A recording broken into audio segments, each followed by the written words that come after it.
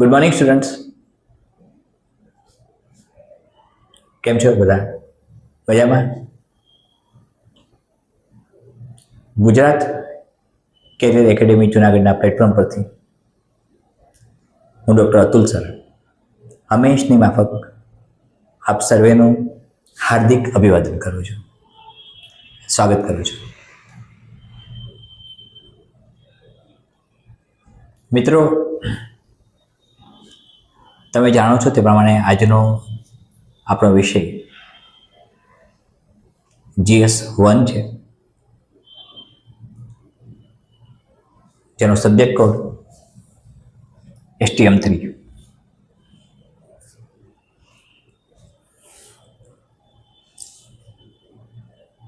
મિત્રો, આ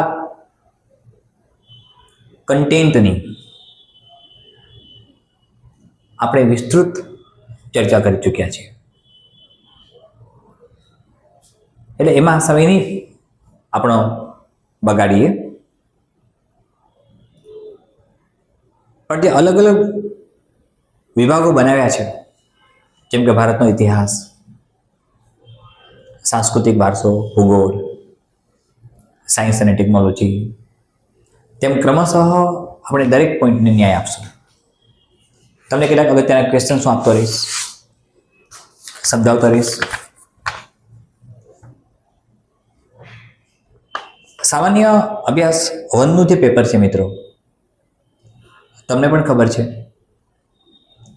તેમ ભારતના ઇતિહાસથી શરૂ થાય છે. સાંસ્કૃતિક વારસો આવે છે, પછી ભૂગોળ અને વિજ્ઞાન અને ટેકનોલોજી. હવે મિત્રો, ભારતનો ઇતિહાસ જ્યારે તમે વાંચો છો, ભારતના ઇતિહાસનો અભ્યાસ કરો છો, ત્યારે તમે કોઈ પણ સ્પર્ધાત્મક પરીક્ષા આપતા હો, ચાહે GPSC 1-2 હોય, ચાહે UPSC હોય, તો આ બધામાં કે STI હોય કે કોઈ પણ હોય, એક કોમન ફેક્ટર ભારતના ઇતિહાસમાં આવશે: સિંધુ ખીણની સભ્યતા અને સંસ્કૃતિ. મિત્રો, એવું કયું તત્વ છે જે તત્વએ સિંધુ ખીણની સભ્યતા અને સંસ્કૃતિને આજે પણ આપણી સાથે જોડી રાખ્યા છે? આજે પણ જોડી રાખ્યા છે. RC મજુમદાર સાહેબે એમની બુકમાં લખ્યું છે, ancient history of India. Indus Valley civilization is inseparable part of Indian culture. મિત્રો સમજો, તેમણે ઇન્ડિયન કલ્ચર સાથે ઇન્ડો વેલી સિવિલાઇઝેશનને ગૂંથી લીધું, વણી લીધું, જોડી દીધું. તો કશુંક તો એવું છે, અને એટલે જ આપણે ભણીએ છીએ, એટલે આપણે એનો અભ્યાસ કરવાનો છે. મિત્રો,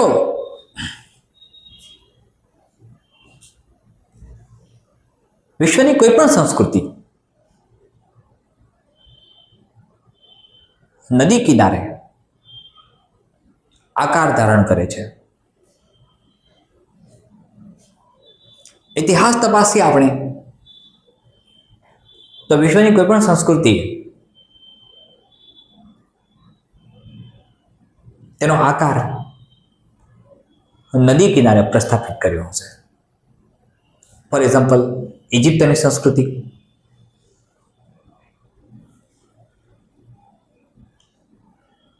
ચાઇનાની સંસ્કૃતિ જે યલો રિવર પર ફ્લરિશ થઈ, સિંધુ ખીણની સંસ્કૃતિ, મેસોપોટેમિયાની સંસ્કૃતિ. મિત્રો, આ બધી સંસ્કૃતિઓ માત્ર નદી કિનારે ફ્લરિશ થઈ, ડેવલપ થઈ. સંસ્કૃતિઓના પતનના કારણો અનેક છે. સિંધુ ખીણની સભ્યતા અને સંસ્કૃતિ નષ્ટ થઈ તેના કારણો છે, પણ સિંધુ ખીણની સભ્યતા અને સંસ્કૃતિ આજે પણ કોઈને કોઈ સ્વરૂપમાં જીવિત છે. આજે પણ કોઈને કોઈ સ્વરૂપમાં જીવિત છે. તુલનાત્મક સમીક્ષા કરીએ આપણે જ્યારે સિંધુ ખીણની સભ્યતાનો આધુનિક સમાજ સાથે, આધુનિક સભ્યતા સાથે, આધુનિક સંસ્કૃતિ સાથે, તો આપણને ખ્યાલ આવશે કે ક્યાંક સિંધુ ખીણની સભ્યતા અને સંસ્કૃતિ આજે પણ ભારતમાં, વિશ્વમાં, મારા ને તમારા હૃદયમાં, મારા ને તમારા આસપાસના વાતાવરણમાં, આપણા શહેરોમાં, આપણા નગરોમાં, આપણી સંસ્કૃતિમાં ધબકે છે.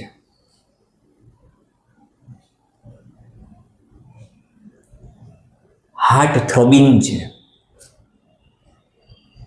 તો આવું કયું તત્વ? મિત્રો, એની વિગતવાર ચર્ચા આજે આપણે કરીએ છીએ. કેટલાક સવાલો પણ તમને આપું છું સમજવા માટે, અને કેટલાક મેં જે તૈયાર કર્યા છે તમારા માટે એક હોમવર્ક કરીને એ પણ તમને હું આપું છું. મારી પાસે જે કન્ટેન્ટ છે, જે આયોગનું, એ પ્રમાણે ચાલીશું આપણે સાથે. એ પ્રમાણે હું તમને એક માર્ગદર્શન પૂરું પાડું છું. મિત્રો, વારંવાર મેં કહ્યું છે એમ, ગુજરાત કેરિયર એકેડેમી તરફથી તમને મેન્ટરશીપ મળે છે. તમારા મેન્ટર તરીકે હું કાર્યરત છું. તમને યોગ્ય દિશા, સૂચન, માર્ગદર્શન આપું છું. આપતો રહીશ, સતત આપતો રહીશ. અને STI મેન્સમાં તમે જ્વલંત સફળતા મેળવો તેવો મારો સંનિષ્ઠ પ્રયાસ હશે, અને એવું થશે જ, એ બનશે જ. હવે વાત આપણે કરીએ સિંધુ ખીણની સભ્યતા. તો કશું કેવું તત્વ છે મિત્રો, જે આપણને સતત તેના તરફ દોડી જાય છે? આ શું દોરી જાય છે?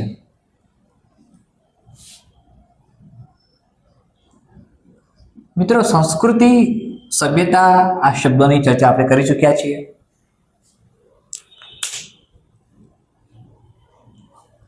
મારે તમને એ સમજાવવાનું છે કે કયા કયા એરામાંથી પસાર થયા અને કયા કયા પ્રકારના, જે મેં હોમવર્ક કરીને તમારા માટે તૈયાર કર્યું છે મિત્રો,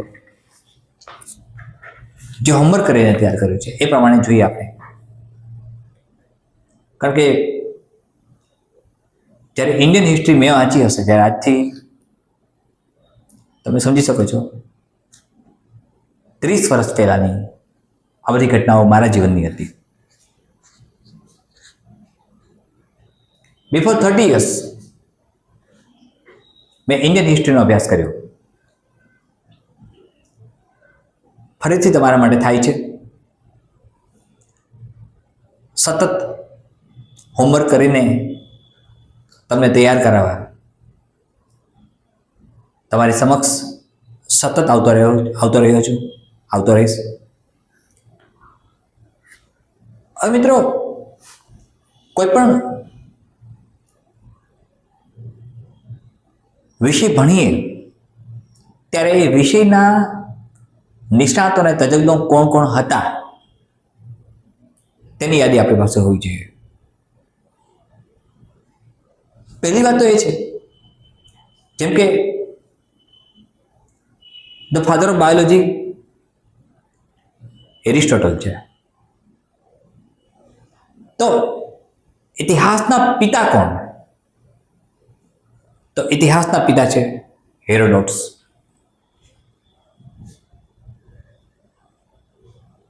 મિત્રો, ઇતિહાસ શબ્દની પણ આપણે ચર્ચા કરી.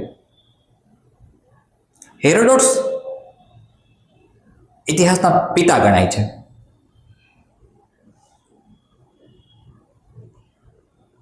તમને ઇતિહાસ શબ્દ આવે એટલે પ્રાચીન સમય જ યાદ આવે. પ્રાચીન કાળ જ યાદ આવે, પણ પ્રાચીન કાળ સાથેનો અર્વાચીન સમય સાથે સંબંધ કયો છે આપણે એ પણ સમજવું પડે. તો ઇતિહાસના અલગ અલગ ક્ષેત્ર આવે. એ અલગ અલગ ક્ષેત્રોમાં જ્યારે આપણે સંસ્કૃતિને વણી લઈએ ત્યારે સ્વાભાવિક છે કે નિયમ મુજબ આપણે બધા જ મુદ્દાઓને આવરી લઈશું. હવે મિત્રો, હિસ્ટ્રી શબ્દ જ, જેમ એક વખત મેં તમને સમજાવ્યું હશે, લિસન ટુ મી, હિસ્ટ્રી શબ્દ જ, ઇતિહાસ શબ્દ જ હિસ્ટોરીઝ પર આવ્યો. જેમ બાયોલોજી શબ્દ આવ્યો, bio plus logy, bio means sound, living things, logy means knowledge, study. તો આ જ રીતે હિસ્ટોરી શબ્દ આવ્યો. મિત્રો, એક વખત તમને યાદ હશે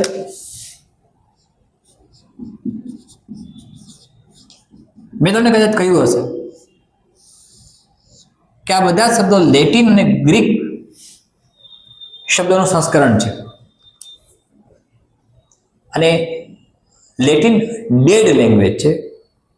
તેમાં એક જ શબ્દ એક જ પ્રત્યય માટે મુકાય, સમાનાર્થી ન હોય. આવું બોલ્યો હોય છે. હવે હેરોડોટ્સ આ ઇતિહાસના પિતા છે, હિસ્ટોરીઝ કહેવાય છે. આપણે માત્ર પ્રાચીન ઘટનાઓનો અભ્યાસ કરીએ છીએ એવું નથી, સાથે એની સાપેક્ષમાં જે બીજી બધી વાતો છે એનો પણ અભ્યાસ કરીએ છીએ. મિત્રો, કેટલાક રિસોર્સિસ આપણે ઉપયોગમાં લઈએ છીએ, કેટલીક વસ્તુઓ ધ્યાનમાં લઈએ છીએ, સંસાધનોનો પ્રયોગ કરીએ છીએ. ઇતિહાસ મળે કેવી રીતે? ઇતિહાસનો અભ્યાસ કેમ થાય? તો ઇતિહાસનો અભ્યાસ કરવા માટે આપણને જે બની ગયું છે, જે ભૂતકાળમાં પૂરું થઈ ગયું છે, એના અવશેષો મળવા જોઈએ. એ અવશેષોના આધારે આપણે નક્કી કરીએ કે આવું કંઈક હતું. એ અવશેષીય રચના, એ અવશેષો જો મળે છે. તમને મિત્રો ઘણી બધી ખબર છે. ડાન્સિંગ ગર્લ મળ્યું એ ખબર છે, હડપ્પિયન કલ્ચરની ખબર છે, હડપ્પન કલ્ચરમાં કઈ કઈ વસ્તુઓ આપણને અવશેષ સ્વરૂપમાં મળી. આર્કિયોલોજીકલ સર્વે ઓફ ઇન્ડિયાની સ્થાપના ક્યારે થઈ, આર્કિયોલોજીકલ સર્વે ઓફ ઇન્ડિયાના ફાઉન્ડર કોણ, આ બધું જ તમને ખબર છે. કોણે કયું કન્ટ્રીબ્યુશન કર્યું બધી ખબર છે મિત્રો. એટલે એ બાબતમાં વધારે આગળ ઊંડા નહીં ઉતરીએ, પણ જે થોરોલી મારે તમને કહેવાનું સમજાવવાનું છે કે તમે કઈ રીતે લખશો એ હું તમને ચોક્કસ કહીશ કે તમે આ પ્રકારે કરશો અને આવું તમારે કરવું જોઈએ કે જેથી કમસે કમ પરીક્ષકની આંખમાં આપણે જે લખ્યું છે એ ઉત્તમ સાબિત થાય. ધ્યાનથી સમજો મિત્રો, ઉત્તમ સાબિત થાય. હવે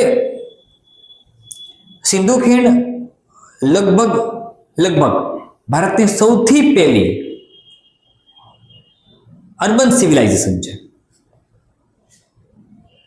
લિસન ટુ મી. શબ્દ અર્બન કરું છું, રૂરલ નહીં, ગ્રામીણ નહીં.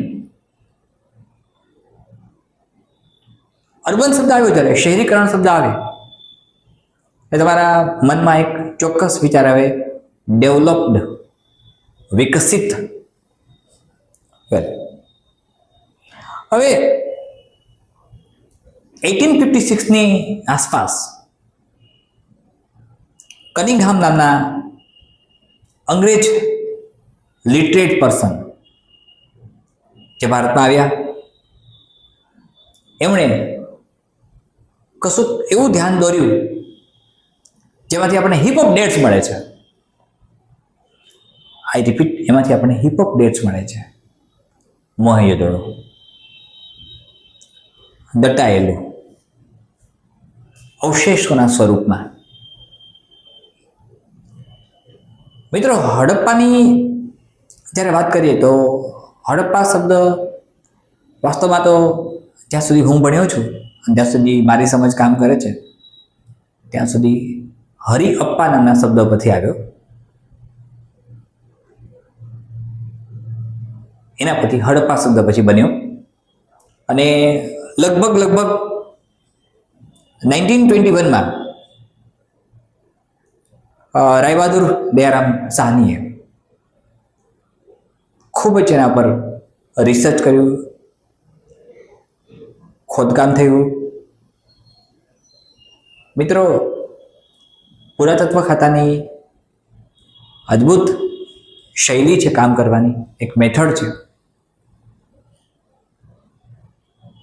જેને આપણે આર્કિયોલોજીકલ સર્વે ઓફ ઇન્ડિયા કહીએ છીએ. અને તમે જાણો છો તેમ કનિંગહામ એમના ફાઉન્ડર બન્યા. પણ સૌથી પહેલી એની માહિતી આપણને મળી એ ચાર્લ્સ મેસને આપી. આ બધી વાતો મિત્રો આપણે ઓલરેડી સ્ટડી કરી ચૂક્યા છે, તમને તમારા અભ્યાસમાં તમે કરી ચૂક્યા છો. અવશેષો કયા કયા મળ્યા એ પણ તમને ખ્યાલ છે. સિંધુ સંસ્કૃતિના સિક્કાઓ મળ્યા, પિત્તળની ઇક્કા ગાડી મળી. લિસન ટુ મી, જવના નમૂના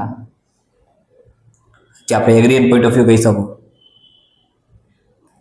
મોહેંજો-દડોમાંથી અદ્ભુત અવશેષો મળ્યા.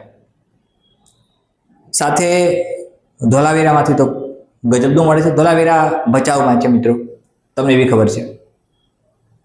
કાચી ઈંટોનું બાંધકામ જોવા મળ્યું. સાઇનબોર્ડ જોવા મળે છે 10 અક્ષરોનું બનેલું.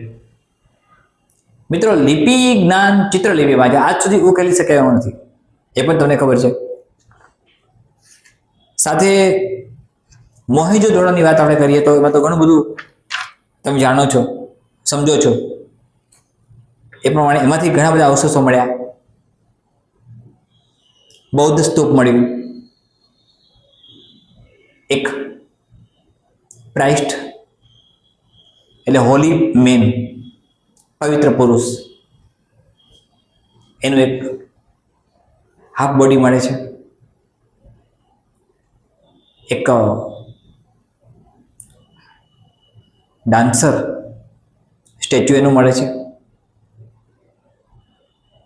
સિક્કા મળે છે. લોથલ મિત્રો, એમાંથી આપણને ઘણા અવશેષો મળ્યા. સ્નાનાગૃહ મળ્યું. સાથે જ્યારે લોથલની મિત્રો વાત કરીએ આપણે, ત્યારે ટ્રેડિંગ સેન્ટર માટે એક ટ્રેડિંગ પોઈન્ટ ઓફ વ્યૂ, વાણિજ્ય અને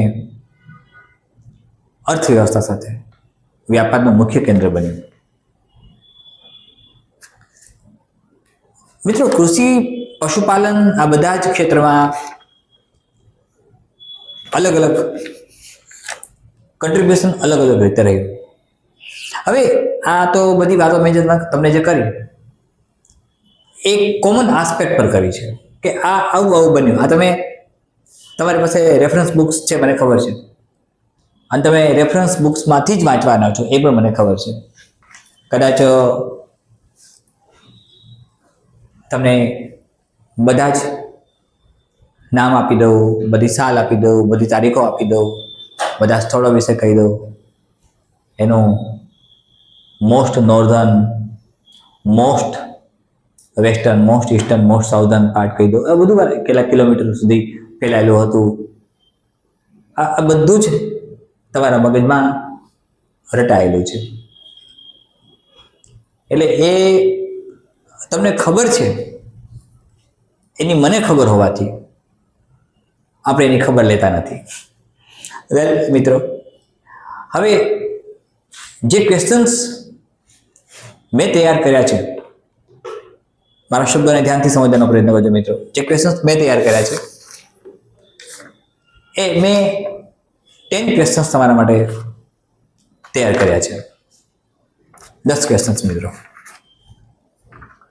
સમજાવું પણ છું. સિંધુ ખીણની સભ્યતા સંસ્કૃતિની વિશેષતાઓ માટે લોથલ જે પણ સ્થળો છે જ્યાં સિંધુ ખીણની સભ્યતા વિકસિત પામી, ડેવલપ થઈ, પતનના અનેક કારણો બન્યા. તમને ખબર છે અહીંયા પતનના મુખ્ય કારણોમાં તો સ્વાભાવિક છે કે ગ્રામીણ સંસ્કૃતિ જ્યારે જ્યારે તૂટે, આ શબ્દો મહાત્મા ગાંધીના છે. તેઓ કહેતા કે ભારત ગામડાઓમાં જીવે છે. ગ્રામીણ સંસ્કૃતિ જ્યારે જ્યારે તૂટે ત્યારે ગ્રામીણ સંસ્કૃતિ પાયો છે. જેમ fundamental unit of life cell હોય એમ ગ્રામ્ય જીવન કોઈ પણ સભ્યતા અને સંસ્કૃતિનો પાયો છે મિત્રો. એટલે ગ્રામીણ જીવન તરફ ઉપેક્ષા હતી. પછી તો અહીંથી લોકોએ માઇગ્રેટ કરી અને ગંગા નદી તરફ પ્રયાણ કર્યું. કેટલુંક ઇન્વેઝન થયું, આક્રમણો થયા.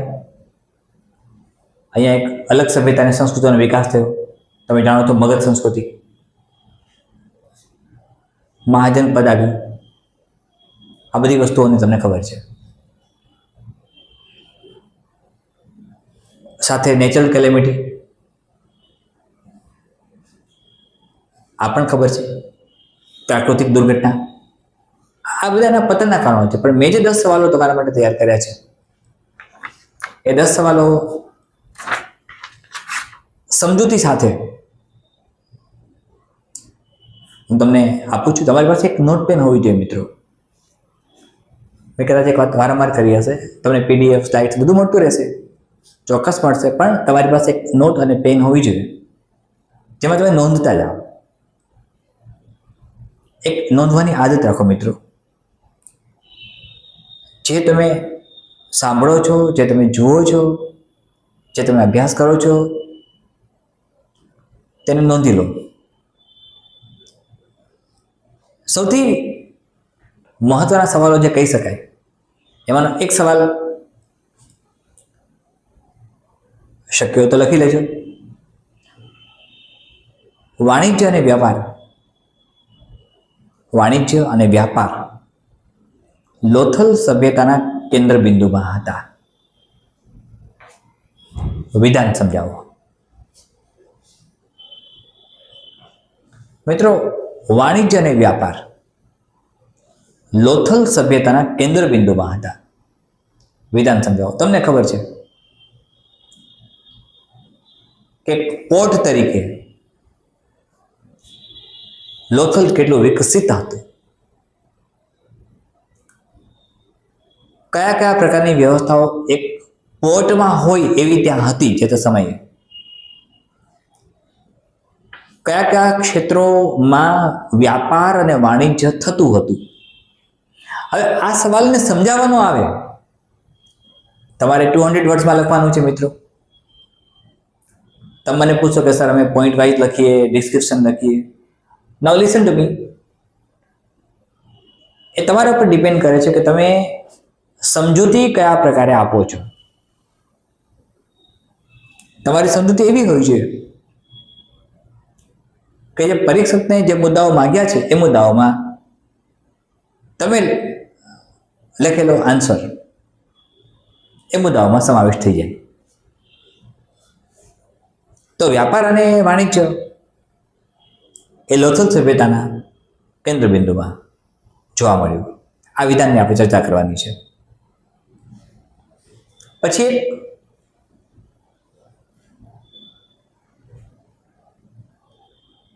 મેસોપોટેમિયા, ઇજિપ્ત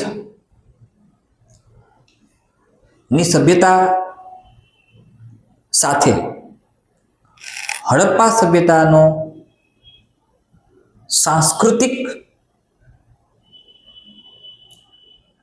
સમન્વય લિસન ટુ મી, સાંસ્કૃતિક સમન્વય, મારો શબ્દ સમજજો. ઇજિપ્ત અને મેસોપોટેમિયાની. સવાલ તમને કેવી રીતે પૂછી શકાય? સવાલ જે બની શકે એ ઇજિપ્ત અને મેસોપોટેમિયાની સભ્યતાઓથી હડપ્પા સભ્યતા સાંસ્કૃતિક સંદર્ભમાં કયા પ્રકારનું નાવીન્ય ધરાવે છે, આ નવીનતાની ચર્ચા કરો.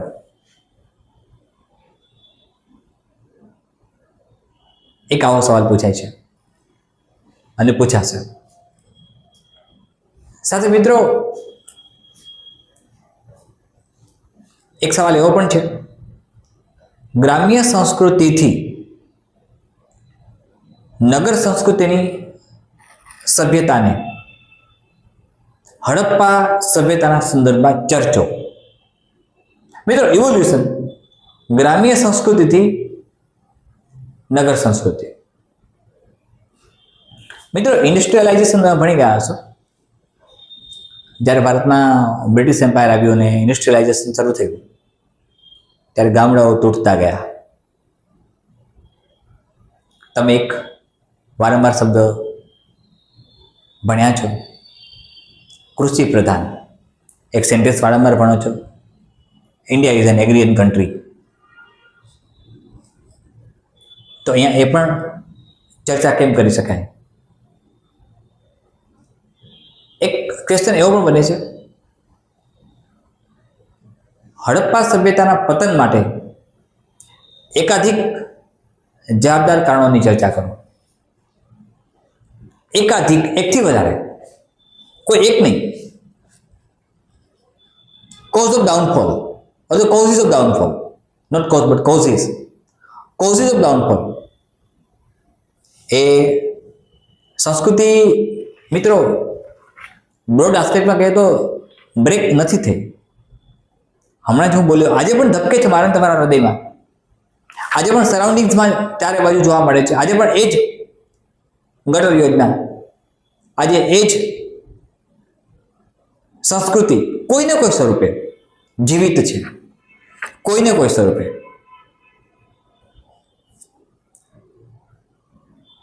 એક સવાલ અદ્ભુત છે, લખી લેજો મિત્રો. હડપ્પીય સભ્યતાના વારસાગત મૂલ્યો, હડપ્પીય સભ્યતાના વારસાગત મૂલ્યો વિશ્વ સંસ્કૃતિનો પાયો છે. આ વિધાનની ચર્ચા કરો. મિત્રો, પૂછી શકાય તેવો સવાલ છે. આ સવાલને સમજીને ન્યાય આપજો. સવાલ રિપીટ કરું છું, પાછો ફરીથી બોલું છું. હડપ્પીય સભ્યતાના વારસાગત મૂલ્યો વિશ્વ સંસ્કૃતિનો પાયો છે. વિધાનની ચર્ચા કરો. મિત્રો, વારસાગત મૂલ્યો વિશ્વ સંસ્કૃતિનો પાયો બને છે. એટલે આપણને જે આપીને ગયા, હડપ્પિયન કલ્ચર, હડપ્પિયન સભ્યતા, સિંધુ સભ્યતા આપણને જે આપીને ગયું એ વિશ્વ સંસ્કૃતિનો બેઝ બને છે. આજે દુનિયા, વિશ્વ ઊભું છે એ આ સભ્યતાની, એના પાયા ઉપર ઊભું છે.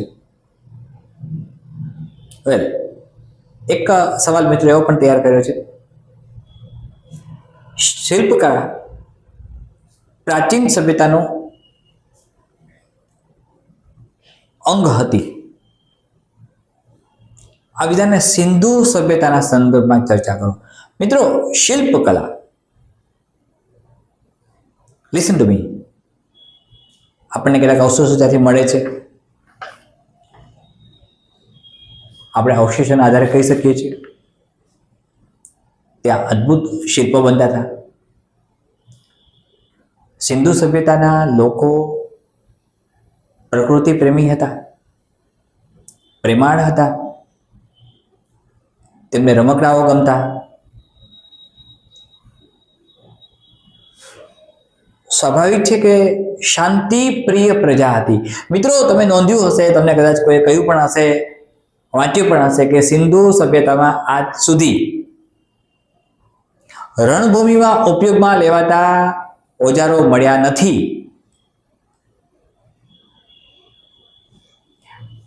એટલે એ પ્રજા શાંતિપ્રિય પ્રજા હતી.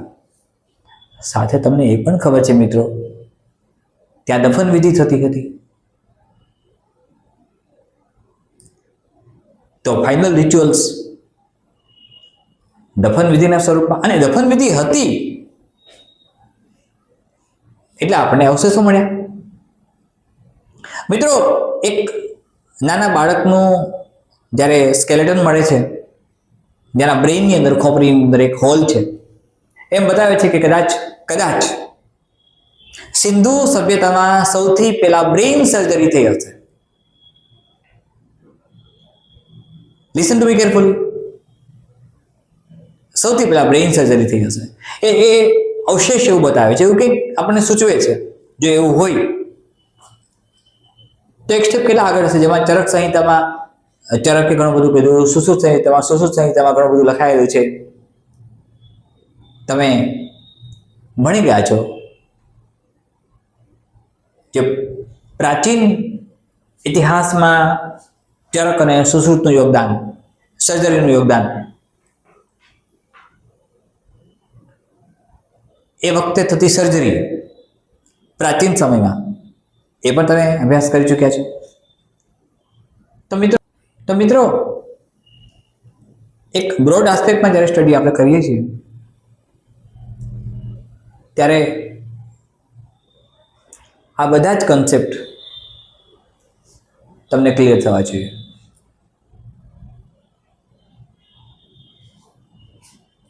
મિત્રો, બધાને ઈચ્છા હોય છે કલેક્ટર થઈ જવું છે, એસપી થઈ જવું છે, આઈએસ થવું છે, આઈપીએસ થવું છે. તમે થશો, કદાચ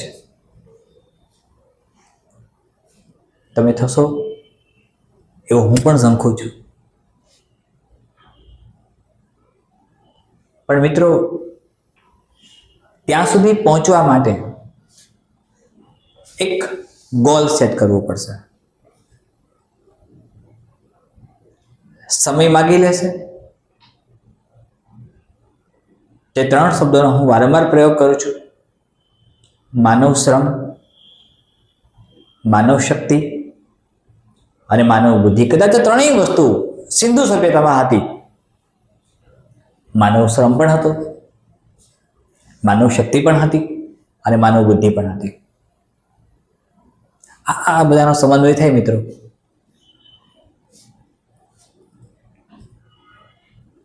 તો મુશ્કેલ નથી, ઇઝી ગન છે.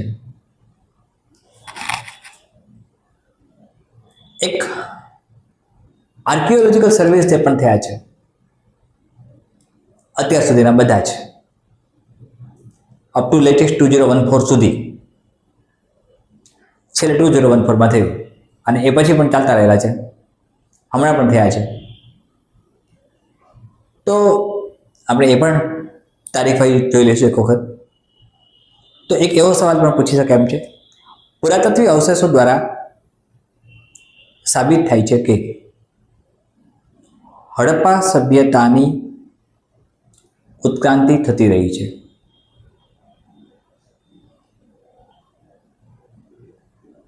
Listen to me. ઇવોલ્યુશન. ખબર કેમ પડે? મનુષ્ય ખુદ બાયોલોજીકલી ઇવોલ્વડ એનિમલ છે. આપણું બધાનું બોડી ઇવોલ્યુશનના સિદ્ધાંતોથી બદલાતો હોય. કદાચ 500 વર્ષ પછીના મનુષ્યની ખોપરી આપણી ખોપરી જેવી ન પણ હોઈ શકે. ઇવોલ્યુશન થાય છે મિત્રો. તો એ આપણને ખબર પડશે. કોઈ એક અવશેષ જોયું, બીજો અવશેષ જોયું, ત્રીજો અવશેષ જોયું, જેમ જેમ ડેબ્રીસ આપણે જોઈતા જઈશું એમ આપણને ખ્યાલ આવતો જશે કે આ પ્રકારનું ઇવોલ્યુશન થાય છે. મેં એક શબ્દનો પ્રયોગ કર્યો તો modification of verb. A modification થાય છે અને એ સ્વાભાવિક ઘટના છે. પછી એક સવાલ એવો પણ છે મિત્રો, હડપ્પિયન સંસ્કૃતિ અને સભ્યતા, હડપ્પિયન સંસ્કૃતિ અને સભ્યતા, કદાચ ત્યાં તમને સિંધુ સંસ્કૃતિ અને સભ્યતા પણ લખી શકે, તો સિંધુ અથવા તો હડપ્પિયન સંસ્કૃતિ અને સભ્યતા આધુનિક સભ્યતામાં ધબકે છે. વિધાનની ચર્ચા કરો.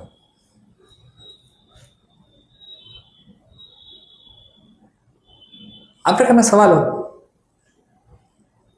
તમને પૂછી શકાય છે. એક નગર વ્યવસ્થાનો સવાલ વારંવાર આવતો હોય છે અને પીવાયક્યુમાં છે, તો એ પ્રમાણે જોઈએ તો હડપ્પીય સભ્યતાનો નગર આયોજનના સંદર્ભમાં આધુનિક નગર વ્યવસ્થા સાથેની તુલનાત્મક ચર્ચા કરો. I repeat my sense again. હડપ્પીય સભ્યતાની નગર આયોજનના સંદર્ભમાં, હડપ્પિયન સભ્યતાની નગર આયોજનના સંદર્ભમાં આધુનિક નગર વ્યવસ્થા સાથેની તુલનાત્મક ચર્ચા કરો. Comparative study. મિત્રો, આ જે વાત આપણે કરી બધી, જે પણ મારે તમને કહેવાની છે, તો હિસ્ટ્રી હંમેશા ફેક્ટ ઉપર હોય મિત્રો.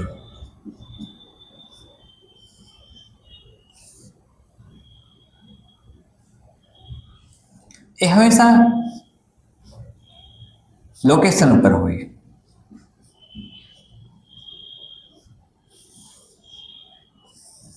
તેની સાથે ડેટ, ડે, યર્સ જોડાઈ જાય.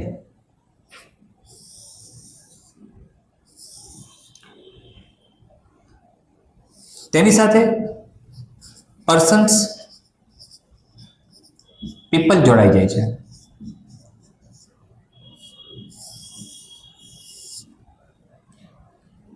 મિત્રો, આ સભ્યતામાં તમે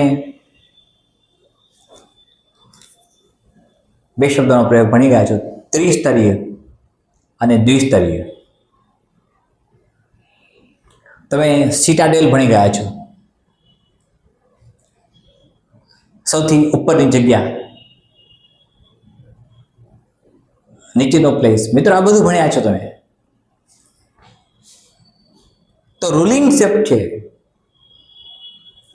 એ સામ્રાજ્ય જે બન્યું, એ બધા જ સામ્રાજ્ય, કિંગડમ, આનો સમાવેશ થાય.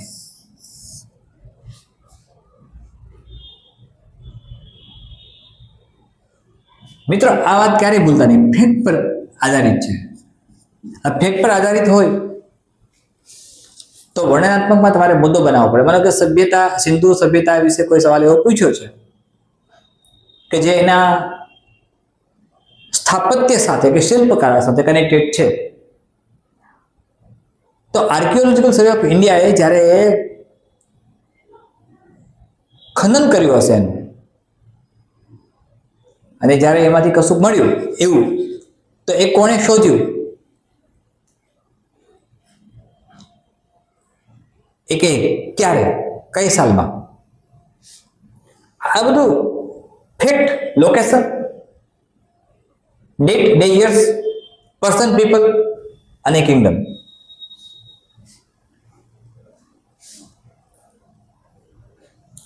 ભારતમાં અલગ અલગ રજવાડાઓ થઈ ગયા, અલગ અલગ રાજ્યો બન્યા. આપણે એ બધાની પણ ચર્ચા કરવાની આવશે. ઇતિહાસમાં તો ઘણી બધી ચર્ચા છે.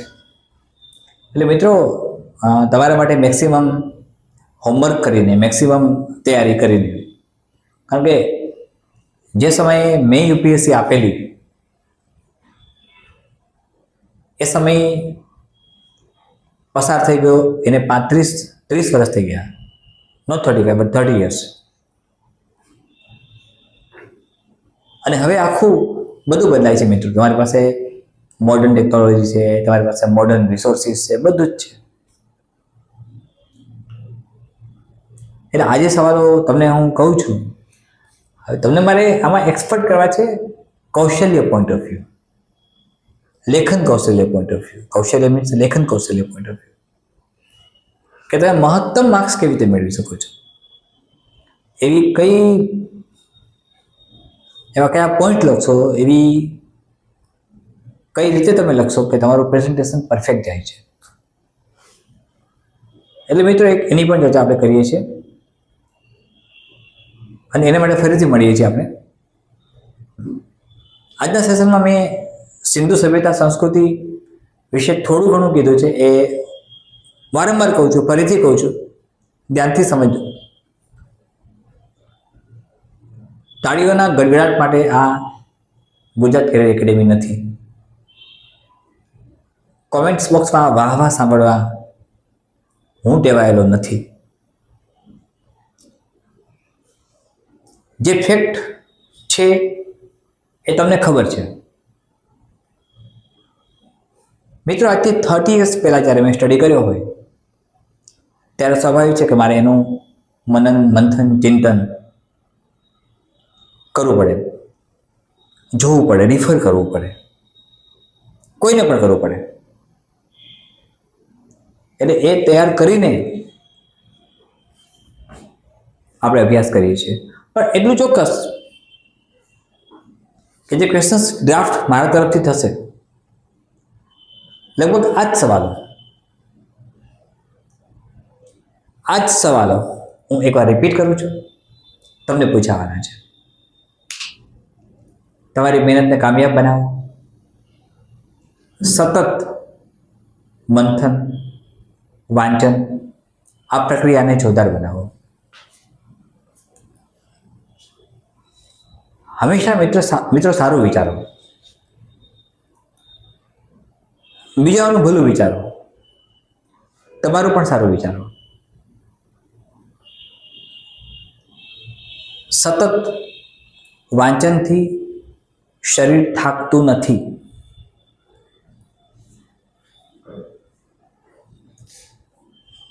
બ્રેઇનના રિફ્લેક્સિસ એવા કામ કરતા થઈ જશે કે તમારું માઇન્ડ એકદમ સ્પષ્ટ રીતે તમને રિસ્પોન્સ આપતું થઈ જશે. કોઈ જાદુઈ લાકડી નથી હોતી મિત્રો. તમે કદાચ 2-3 વર્ષથી તૈયારી કરતા હશો, કોઈ કદાચ તલાટીની નોકરી કરતું હશે, કોઈ કદાચ બીજી કોઈ નોકરીમાં હશે, તો બધાએ પ્રિલિમ આપેલી છે. તો સિંધુ ખીણની સભ્યતા અને સંસ્કૃતિના બધા જ નામથી માંડીને બધું બોલી નાખશો. તમે બધી જ વસ્તુઓ તમે બોલી શકશો. એક પણ વસ્તુ એવી નહીં હોય કે તમને નહીં આવડતી હોય. તો મારું કામ શું? ગુજરાત કેરિયર એકેડેમી તરફથી મારે શું તમને આપવાનું? STI 3 મેન્સ માટે કહું છું, મારે આપવાનું છે તમને લેખન કૌશલ્યમાં નિપુણ કરાવવા છે. 4 વિષયમાં કોઈ પણ ટોપિક આપ્યો છે, એ ટોપિકને આપણે એવી રીતે લખીને આવીએ છીએ, એ પ્રશ્નને એવી રીતે લખીને આપીએ છીએ,